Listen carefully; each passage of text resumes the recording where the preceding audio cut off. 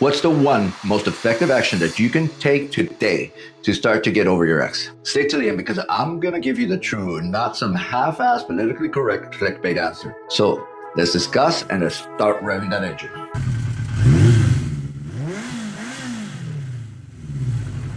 When I got my ass dumped, I was going to have to make some changes in life. But here's the cool part. For them to work, they were going to have to be fun. I was going to have to focus on my growth, on my development, and it wasn't a half-assed attempt either. No middle ground here. I now had to embrace the inconceivable thought that my ass was now single. It was no longer about accepting my life, but about embracing my life. Have you ever met someone that embraced life? They're fearless. They radiate a tangible sense of calm, of confidence, and purpose. They enjoy life without being paralyzed by fear of failure because they've come to grips with their new normal. They weren't going to be stagnant, rather to the contrary. They became relevant and they became bigger than life. As a coach, I ended up building one of the fastest growing men's divorce support group on Facebook. In this group, I asked the men to take a quick 6-minute survey about their quality of life after divorce. And I needed to test if time really did heal all wounds or if there were other, better, faster, more efficient ways to speed up the recovery process. Because right now you just want to do the unthinkable. You want to give up. I know it. I've been there. The study began back in 2021 and over 700 men responded. The answers, well, they told a different story about divorce and about grief. So if you're going through a divorce or grieving the breakup process, schedule a free and confidential one-on-one. The link is in the comments section underneath. And also join our free and confidential Facebook. The overall quality of life averaged 61. Anything below that number, it hinders your progress, and anything above 61, it improves your progress. The standard deviation was plus or minus 12, meaning that if you scored 49 or below, you were a poor responder. But if you scored 73 or above, you were handling it pretty well. The recently separated men, they scored the lowest at 55. Perfectly understandable. You're a 40-year-old guy, probably married for most of your adult life, raising children, and now your life suddenly being ripped away from you. You didn't ask for this shit. She fucking did, and she left a mess in the process. What you can't and therefore don't know is that today, right now, that you have a litany of choices in life. That you own every decision that you make, that you control your destiny, you control your life, but you don't want to hear that. The mind is a tricky thing because you prefer to be a prisoner of your broken heart. The men separated 1 to 2 years scored 67, and 2 or more years, they scored 74. 2 or more years for a male to improve from his divorce by 1 standard deviation. That's a hell of a journey for such a small change. That's right in line with what most experts would say. So here are some common recommendations that society say may help, and let's see how much they do help. We'll get into the more powerful, out-of-the-box specific ones at the end. So first question is, does that help? I'm going to answer this question right now, and then I'm going to get to it later because research does show that it really does depend on your approach to dating. The men that date, they did improve their quality of life by 10 points versus those that did not date. 66 points if they did, 56 if they did not. But do it with caution because, as you're going to see, it can backfire, and by a lot. Because most guys, what they'll do is they'll take a selfie, they won't put any special thought in it. What's up? And they'll end up complaining when they're just getting the leftovers. They'll say that online dating sucks, not knowing the full potential of this $5 billion industry. You just half-assed it. Now imagine I'm a matchmaker and I see a basic, not very good picture of you. As a matchmaker, I have a choice. I have a choice between 2 women. One is stunningly beautiful and the other one is she's just mediocre. Guess who I'm giving your profile to? So don't put this expecting to get this because you're going to end up with this. It's the algorithm, and that's why you say online dating doesn't work. It's like signing up to the gym, half-assing it in your workout, and then going out there saying that the gym does not work. How did the father-child relationship change? 46% of the respondents said that the relationship improved, but many, they still hadn't made up their mind. So I looked at those separated for a year or more. 58% said that it did improve. The one single commonality found between the parent-child relationship was whether or not the split was handled well by that parent. Fathers that have not accepted their fate in their divorce only ended up pushing their kids away further. 56% said that the relationship got worse and 23% said it improved. However, when they had affected their fate and they thrived after divorce, it was the complete opposite.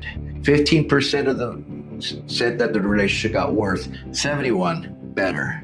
Responding to divorce incorrectly makes it weird for your children, and they will gravitate towards the parent with more normalcy. You want to do something for your kids? Do something for yourself. Invest in yourself. Exercise helps significantly, with a difference of 14 points for those that do work out 5 times a week versus those that don't work out at all. Now, this isn't because of the weight loss. It's rather because of the direction that the men decided to take. So when you do work out, do it for the right reasons, to improve your life, not just to decrease your weight. Okay, now here's my shameless plug about my coaching program, but I have to address this because the reason the program is so effective is because I integrate most of the powerful predictors in the study to the program, thereby improving the outcome. Let me be clear, it's these results that men's divorce coaching is structured around and not the other way around. I don't cherry pick. For the guys I coached, their entry score was 59, but after 3 to 6 months, 83. 59 versus 83. 24-point difference. 2 standard deviation shift, and that's only after 3 to 6 months of joining, because by then, after 3 to 6 months, they're usually well on their way to the recovery. Remember that the average guy, it took 2 years just to have 1 standard deviation difference from 59 to 74. You want to suffer? Give it time. Time's a reliable predictor, and after 2 years, you still will not come out as strong as you did or you would with my coaching program, because you may have married incorrectly, but at the very least, you're divorcing right. I'll have you having so much fun and really focusing on yourself. That's how much fun you're going to be having. And if you're serious, really serious about hiring a divorce coach, take the Pepsi challenge and let's meet. Schedule a one-on-one. I'll have you walking out so excited about your future, what it's going to look like, and I'll get you there. Here's the meat of the videos. This is where you need to focus on. What in the world of statistical analysis would be considered substantial practical significance. One of the most powerful predictors was in question 10. How you feel about yourself. Men who did not like who they were, 52. Those that loved who they were scored a 75. 23-point difference. Almost 2 standard deviations. And again, giving it practical significance. But how do you get from not liking who you are from loving who the fuck you are? Well, when asked, most guys said to lose weight or to have more confidence. And others even saying that being accepted by others. And that's a completely normal and yet frankly courageous response. You need validation. You begin with self-awareness. You learn who you are. You embrace your strengths and double down on them while mitigating your weaknesses. We all know and say what we need to work on, our weaknesses. But focusing on your weaknesses is fucking draining. Part of my clients' onboarding experience is to have them take a strengths test. When I ask most guys what they're good at, they don't have a clue. And then they say a skill like, I'm a good listener. That's a skill others can learn, because even deaf people can be good listeners. By definition, a strength is having consistent, near perfect performance at a specific task. They're innate in you. Take advantage of your strengths. Don't take them for granted. And if you don't know what your strengths are, then you're definitely taking them for granted. But it's not just about knowing your strengths. It's about getting so good at them that they just can't be ignored. You have a commanding presence? Use it. You're self-assured? Lead others through optimism. You're charismatic? Make them part of something bigger than themselves. I call this progressive acceptance. Uncovering your strengths and developing them until you become your own motherfucker. It's my job, passion, and mission to make sure that you know exactly who you are. You continue to grow through our one-on-ones, to give you permission to be unapologetically you, to trust yourself again, because as soon as you stop with the second guessing, that's when you start living again. And you'll be having fun in the process. My goal is to have you love yourself so much that you give yourself a hard-on. Income was also a high priority. And men that grows 30 to 50% less had a lower quality of life with 56. But when they brought in 30 to 50% more, their quality of life increased to 73, a 17-point change. So money may not buy happiness, but sure buys you options. So the question is, do I help men earn in their earning potential? I certainly saved them money in the thousands through their divorce and attorney fees, but I do have an ace up my sleeve. Prior to becoming a divorce and recovery coach, I worked in training and development for a Fortune 100 pharmaceutical company. My job was in professional development, from sales improvement to presentation skills, and I'm damn good at creating the best version of you. There are men who enter this program as an investment to make them the best version of themselves. There are men who enter the program using only their credit card because they don't have the capital. They don't have the upfront to invest. And I take this shit seriously. When someone puts that level of trust in me, I better deliver. I have to. I just have to make them whole again. Because even if it's for selfish reasons, it's my brand that drives me. Do you remember how I began this video? What's the one most effective action that you can take today to start to get over your ex?